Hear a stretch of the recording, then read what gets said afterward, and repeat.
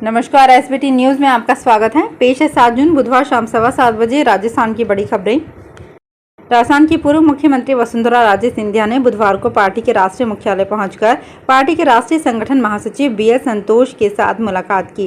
हालांकि इसे एक औपचारिक मुलाकात बताया जा रहा है, लेकिन राजस्थान विधानसभा चुनाव की तैयारियों के मद्देनजर दोनों नेताओं की इस मुलाकात को काफी अहम माना जा रहा है।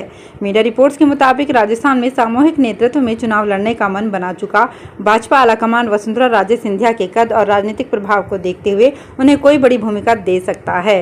विधानसभा चुनाव के लिए बनने वाली चुनाव प्रचार कमेटी की कमान सौंपने सहित कई अन्य विकल्पों पर भी विचार किया जा रहा है। वसुंधरा राजे सिंधिया वर्तमान में पार्टी के राष्ट्रीय उपाध्यक्ष हैं, लेकिन वे राजस्थान में होने वाले विधानसभा चुनाव में अपनी दावेदारी छोड़ने को तैयार नहीं हैं। मोदी मंत्रिमंडल विस्तार की चर्चा तेज हो गई है। साल के अंत में राजस्थान सहित कई राज्यों में होने वाले विधानसभा और अगले साल होने वाले लोकसभा चुनाव के मद्देनजर कई नए चेहरों को मोदी मंत्रिमंडल में जगह मिल सकती है। ऐसे में संभावना है कि राजस्थान की भी लॉटरी लगे। यहां से एक या दो नेताओं को केंद्रीय मंत्री बनाया जा सकता है। पार्टी सूत्रों की माने तो मंत्रिमंडल में राजस्थान में ब्राह्मण, दलित, जाट और क्षत्रियों को साधा जा सकता है। ऐसे में दिया कुमारी, किरोड़ी लाल मीणा, राहुल कस्वा और घनश्याम तिवाड़ी के नाम सामने आ रहे हैं। राजस्थान में ईडी की छापेमारी लगभग पूरी हो चुकी है। वहीं बुधवार सुबह सांसद किरोड़ी लाल मीणा ईडी ऑफिस पहुंचे। किरोड़ी लाल मीणा डीओआईटी में भ्रष्टाचार को लेकर मामला दर्ज करवाने पहुंचे।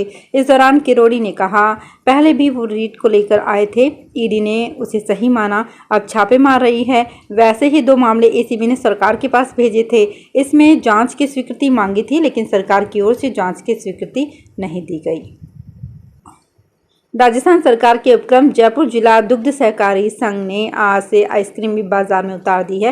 ये पहला मौका है जब सरकार की किसी यूनिट ने दूध, दही, पनीर के बाद लोगों के लिए आइसक्रीम का उत्पादन शुरू कर दिया है। जयपुर डेयरी के प्लांट में आज इसकी शुरुआत हो गई है। ये जयपुर शहर के 100 से ज़्यादा सरस के आउटलेट्स पर बाजार में आज से उपलब्ध होगी।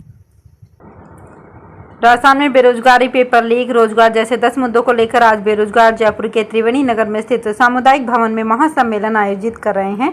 इसमें बीजेपी और कांग्रेस दोनों राजनीतिक दलों के नेता शामिल हो रहे हैं।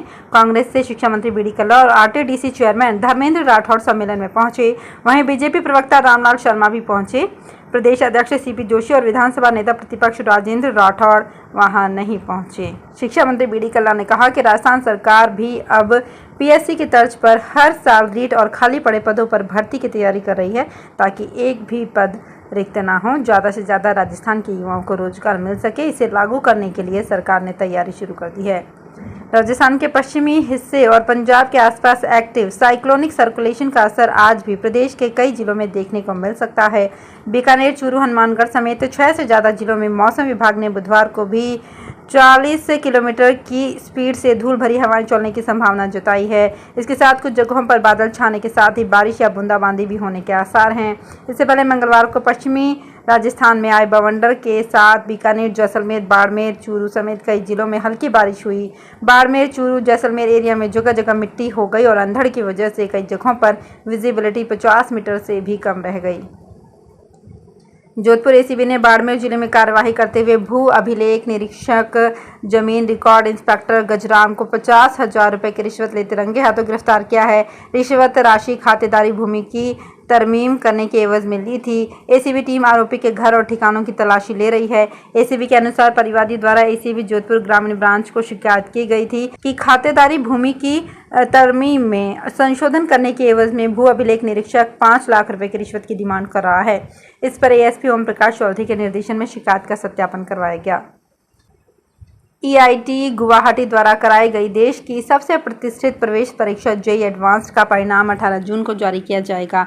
परिणाम जारी होने के अगले दिन 19 जून से आईआईटी, एनआईटी, ट्रिपल आईटी और जीएफटीआई में प्रवेश के लिए जोसा काउंसलिंग प्रक्रिया प्रारंभ होगी। इस साल जोसा काउंसलिंग द्वारा 23 आईआईटी, 32 एनआईटी, 26 ट्रिपल आईटी और 38 जीएफटीआई मिलाकर कुल 119 कॉलेजों की करीब 55,000 सीटों पर प्रवेश दिया जाएगा। इस वर्ष 5 गवर्नमेंट फंडेड टेक्निकल इंस्टीट्यूट नए जुड़े हैं। जोसा काउंसलिंग का संपूर्ण शेड्यूल जारी कर दिया गया है। पूरी काउंसलिंग प्रक्रिया ऑनलाइन होगी। झुंझुनू जिले के गांव जहाज मणकसास व मावता के मैदानी क्षेत्र व काटली नदी के बहाव क्षेत्र में यूरेनियम के भंडार मिलने के बावजूद संकेत मिले हैं। इसके बाद भारतीय परमाणु ऊर्जा विभाग ने यूरेनियम का जमीनी स्तर का सर्वे किया है। पहले हुए सर्वे 2008 में सीकर जिले के नीमका थाना, खंडेला, झुंझुनू के उदयपुर वाटे उपखंड के मनसामाता, जहाज, मावता, पचलंगी, माणकसास सहित अन्य दर्जनों गांवों के पहाड़ों में हेलीकॉप्टर के माध्यम से हवाई सर्वे हुआ था। इसके बाद 2015 में भू सर्वेक्षण विभाग ने मशीनों से उदयपुर वाटी के काटली नदी के बहाव क्षेत्र व मैदानी भाग में सर्वे किया। प्रतापगढ़ जिले में इस बार 11 प्रमुख बांधों में से 9 बांध मई में ही खाली हो गए। जून महीने के पहले सप्ताह में इनमें दरारें ही पड़ गई। मौसम विशेषज्ञों का कहना है कि इस बार मार्च, अप्रैल, मई में महीने में पिछले साल के मुताबिक करीब 3 डिग्री तक अधिक रहा। हर साल इन 3 महीनों का औसतन तापमान 38.5 डिग्री सेल्सियस के आसपास रहता है। राजस्थान में आमजन की सरकारी योजनाओं से संबंधित शिकायतें दूर करने के लिए महंगाई राहत शिविर लगाए जा रहे हैं। इन शिविरों में अलग ही ट्रेंड शुरू हो चुका है। लोग नायब तहसीलदारों को ज्ञापन देकर शादी करवाने की डिमांड कर रहे हैं।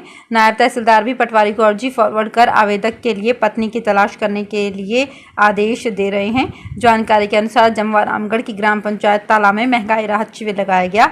नायब तहसीलदार घनश्याम सिंह देवल ने बताया कि ताला के 44 वर्षीय ओम प्रकाश शर्मा ने शिविर प्रभारी के नाम से ज्ञापन देकर विवाह करवाने की मांग रखी। उदयपुर शहर में बुधवार को वकीलों ने सड़क पर उतरकर मौन जुलूस निकाला। उनकी बरसों पुरानी उदयपुर में हाईकोर्ट बेंच खोलने की मांग को लेकर उन्होंने मौन रहकर विरोध जताया। जुलूस के बाद वकील सीधे जिला कलेक्टर से मिले और उनको ज्ञापन दिया। हाईकोर्ट बेंच की मांग को लेकर संघर्षरत वकील सुबह ही जुटने शुरू हो गए। बाद में कोर्ट परिसर से काली पट्टी लगाकर विरोध जताते हुए जुलूस में निकले। मौन रहते हुए हाथों में तख्तियों पर अपना विरोध जताते हुए वकीलों ने अपनी मांगों को दोहराया। वे कोर्ट चौराहा से देहली गेट गए और वापस वहां से कोर्ट चौराहा आए। राजस्थान के सरकारी स्कूल में पढ़ाने वाले टीचर्स को अब ट्रेनिंग के लिए दर-दर की ठोकर नहीं खानी पड़ेगी। शिक्षा विभाग टीचर्स की ट्रेनिंग के लिए नया डिजिटल प्लेटफॉर्म तैयार करने जा रहा है। इसके तहत शिक्षा विभाग के सभी ट्रेनिंग मॉड्यूल्स को वीडियो फॉर्मेट में डिजिटल प्लेटफॉर्म पर अपलोड किया जाएगा। जयपुर में शिक्षा विभाग के शासन सचिव नवीन जैन की अध्यक्षता में हुई बैठक में ये फैसला किया गया। राजस्थान सरकार ने एक आदेश जारी कर जयपुर विकास प्राधिकरण के आयुक्त को और ज़्यादा ताकतवर बना दिया है। सरकार ने अर्जित व अवाप्त की जाने वाली भूमि के बदले दी जाने वाली भूमि के आवंटन का अधिकार जेडीसी को दे दिया है। राज्य सरकार ने पिछले साल 1 जून को आदेश जारी किया था। इस आदेश में जेडी अध्यक्ष को भूमि आवंटन का अधिकार दिया गया था। अब मामले में जेडीसी को अधिकृत किया गया है। राजस्थान में बीजेपी के नेता प्रतिपक्ष राजेंद्र सिंह राठौर ने सचिन पायलट और कांग्रेस को घेरा है। उन्होंने पायलट को जन संदेश यात्रा को कुर्सी की संघर्ष यात्रा करार दिया है। उन्होंने कहा कि पायलट ने जन संघर्ष यात्रा निकालकर आरपीएससी के पुनर्गठन, पेपर लीक समेत मुद्दे उठाए थे, लेकिन ये सब बातें अब कैसे खत्म हो गई? आखिर क्या कारण रहा कि लड़ते लड़ते सचिन पायलट दिल्ली कांग्रेस कार्यालय में जाने के बाद सत्ता में अपनी भागीदारी की बात करने लगे? राठौर जयपुर से ग्वालियर जाते समय भरतपुर में कुछ देर के लिए रुके थे। वहां वे मीडिया से मुखातिब हुए। तो फिलहाल इस बुलेटिन में इतना ही। फिर हाजिर होंगे कुछ और बड़ी खबरों के साथ।